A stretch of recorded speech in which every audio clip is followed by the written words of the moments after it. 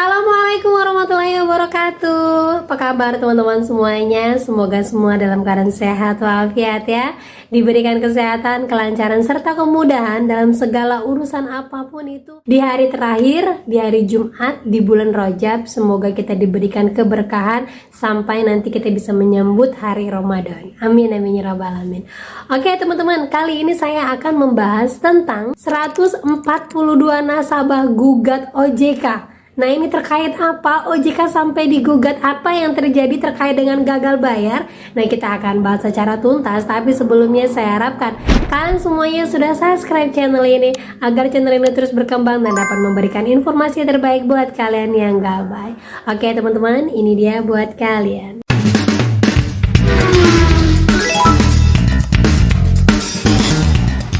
Oke teman-teman semuanya, sebelumnya saya mau menginformasikan dulu lah ya terkait dari pengumuman Bapak Yusril Iza Mahendra tentang undang-undang yang memang sudah disahkan, cuman mau diperkuat lagi untuk peraturan khusus perilaku dari debt collector. Ternyata ini sudah tertuang dalam pasal 306 UU P2SK yang di sini menyebut bahwa setiap debt collector yang melanggar peraturan-peraturan yang sudah ditetapkan oleh OJK akan dikenakan sanksi. Seperti ini informasinya. Inilah pasal 306 Undang-Undang Nomor 4 Tahun 2023 tentang pengembangan dan penguatan sistem keuangan UU P2SK mengatur tentang hukuman bagi pelaku usaha sektor keuangan yang melakukan pelanggaran dalam penagihan utang.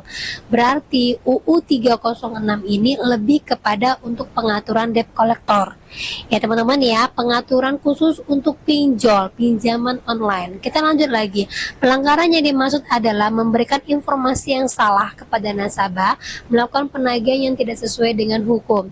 Informasi yang salah ini adalah yang pertama adanya diskon-diskon yang tidak benar, kemudian adanya tindakan kriminal seperti ancaman-ancaman dan teror-teroran, kemudian menagih tidak sesuai dengan hukum. Ya sesuai dengan hukum itu ada banyak ya. Yang pertama itu tidak boleh menagih di hari ke libur, tidak boleh menagih lewat dari jam 8 malam. Sementara itu banyak sekali kan. Terlebih lagi tidak boleh menagih keluar kondar dan tidak boleh menagih ke kantor. Nah itu sudah tidak sesuai dengan hukum. Sanksi yang diberikan yang pertama, pidana penjara minimal 2 tahun dan maksimal 10 tahun. Pidana denda minimal 25 miliar dan maksimal 250 miliar. UU P2SK bertujuan untuk melindungi masyarakat dan memastikan proses penagihan sesuai dengan hukum. Artinya UU ini memang sudah diciptakan khusus memang untuk pinjol-pinjol yang melanggar. Nah ini teman-teman, ayo screenshot. Kalian bisa cari di Google atau dimanapun seandainya ada DC yang memang semena-mena mengatakan bahwa mau teror foto kalian ke semua Instagram, mau menyebarkan data-data kalian ke seluruh nomor kontak yang ada di HP kalian. Langsung screenshot UU 306 P2SK ini kepada DC-nya, sampaikan Bapak Yusril Iza Mahendra sudah menegaskan bahwa sekarang ini sedang mensinkronisasikan atau memperkuat UU ini. Kalau seandainya ada DC yang menagih di luar dari yang sudah ditetapkan oleh OJK, siap-siap sanksi ini akan datang ke perusahaan kalian. Sampaikan seperti itu. Saya yakin DC-nya akan mingkem. Atau kalian bisa langsung kirimkan potongan-potongan dari Bapak Yusril Iza Mahendra yang mengatakan bahwa setiap DC yang di luar dari ketentuan OJK akan ditindaklanjuti oleh hukum. Ingat, sudah langsung ke hukum. Kalau DC-nya bilang begini begitu apa, langsung tinggalkan, kalau bisa langsung diblokir. Gitu aja teman-teman ya, amankan pikiran kalian. Nah lanjut lagi teman-teman, ini berita bagus banget ya buat kalian semuanya ketahui, apalagi buat yang galbay.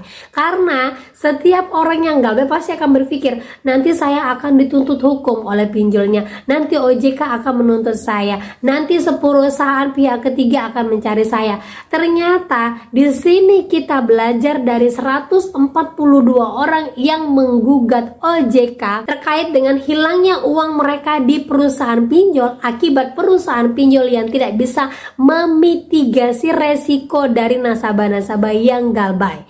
Nah, kalau dilihat dari sini, saya bisa tahu sekali bahwa peraturan OJK itu terhadap nasabah yang galbay semua beralih kepada lender dan pinjolnya. Nih, kita baca dulu informasinya. Nah ini dia teman-teman ya, ada 142 lender dari 4 vintage lending gugat OJK di Pengadilan Tinggi Negeri.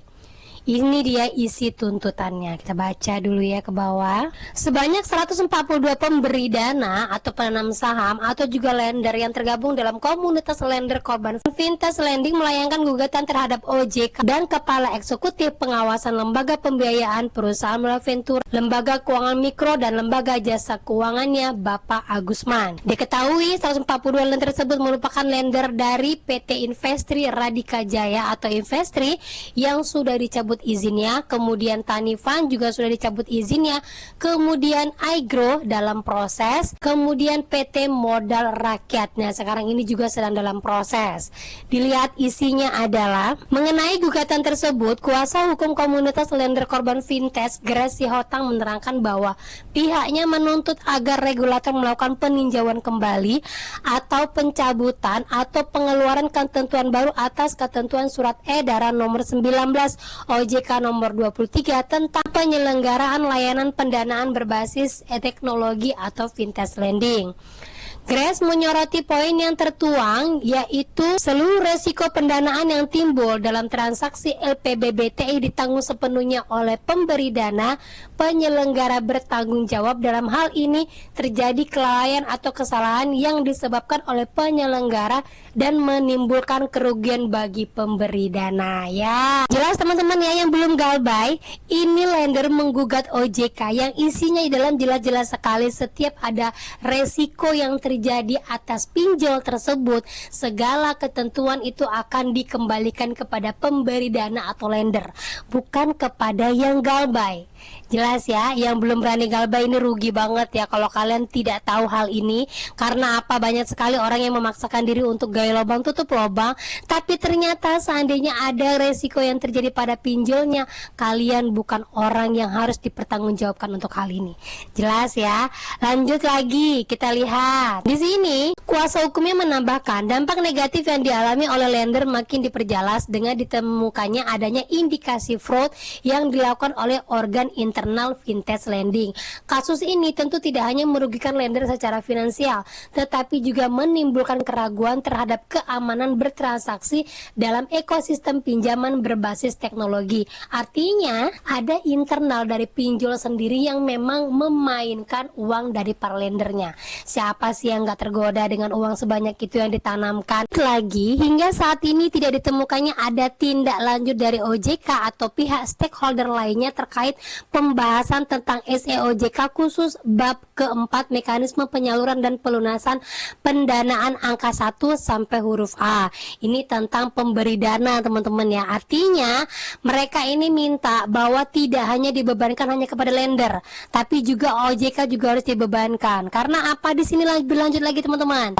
Salah satu alasannya karena muncul kelemahan pengawasan internal yang mana fintech lending tidak memiliki mekanisme pengawasan yang memadai terhadap aktivitas organ pengelola sehingga membuka celah untuk tindakan fraud. Organ pengelola itu pinjolnya teman-teman ya. Artinya mereka tidak benar-benar mengawasi siapa saja yang boleh mendapatkan pinjaman sehingga terjadilah celah untuk tindakan fraud tadi ini. Ini semakin membuat saya yakin sekali bahwa galbay kalian itu benar-benar tidak akan terjadi apa-apa. Karena jelas sekali kita sudah dilindungi oleh SEOJK nomor 19. Karena jelas sekali di sini OJK membebankan segala kerugian itu kepada lender, bukan kepada pinjolnya. Artinya, nasabah-nasabah galbay untuk saat ini tidak akan menjadi prioritas utama sekalipun kalian masih diburu sama para desi-desinya. Ingat sekali teman-teman ya, dari semua yang dituntut oleh para 142 lender ini menunjukkan bahwa setiap yang galbay tidak akan ada yang menggugat. Setiap yang galbay tidak akan dipertanggungjawabkan, dan setiap orang yang galbay itu tidak akan pernah masuk ke dalam ranah pengadilan tinggi. Yang jatuh ke pengadilan tinggi itu adalah para pemilik pinjolnya dan OJK-nya. Jelas sekali teman-teman ya. Nah itu dia teman-teman ya, terlihat sekali ya, walaupun kita ketahui banyak pinjol yang selalu kita kaitkan dengan asuransi, banyak pinjol yang selalu kita kaitkan pokoknya kalau tidak masuk ke dalam OJK berarti utang kita lunas.